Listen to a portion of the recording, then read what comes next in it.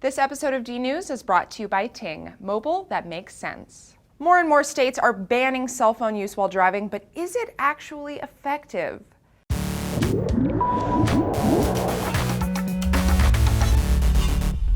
Hey guys, Tara here for DNews, and since 2008, California has had a ban on all handheld cell phone use while driving.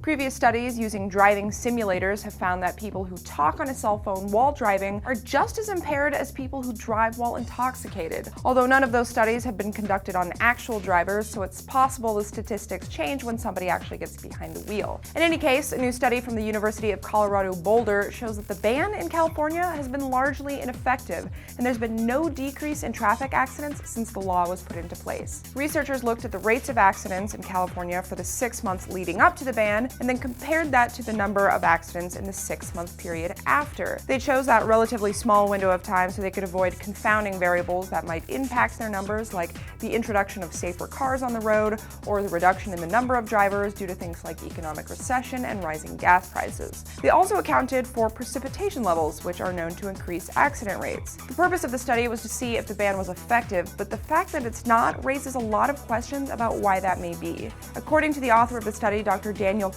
there are several possible reasons. The most obvious one would be that people simply aren't complying with the law, although similar bans have been enacted in other states and they seem to be effective there. If this is really the reason, then logic dictates that increasing the fines associated with the ban, at least in California, could produce better results. Another possible theory is that hands-free devices, which are still allowed under the law, could be just as distracting as handheld cell phones, and there are studies out there that do corroborate that. It's also possible that the type of people who drive recklessly with cell phones are just prone to distracted driving no matter what. So even if they're not using their cell phones, they could be fiddling with other things like the radio or a GPS device. Caffeine says that more research needs to be done to figure out why the number of traffic accidents hasn't decreased since the ban was put into place, and that doing so could lead to more effective policies in the future. I think it's safe to say that as long as you're not using them while driving, cell phones are a pretty awesome invention. But you know what's not awesome? Paying your monthly cell phone bill. It's expensive, it's confusing, so what if there was a better way? Well, with Ting, there absolutely is.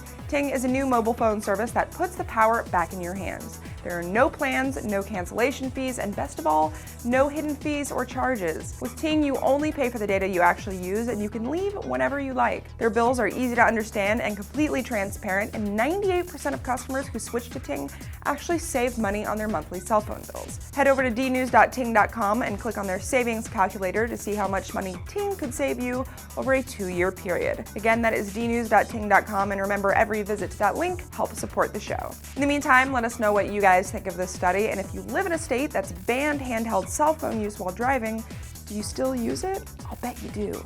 Leave your responses in the comments below, and as always, thank you guys for watching.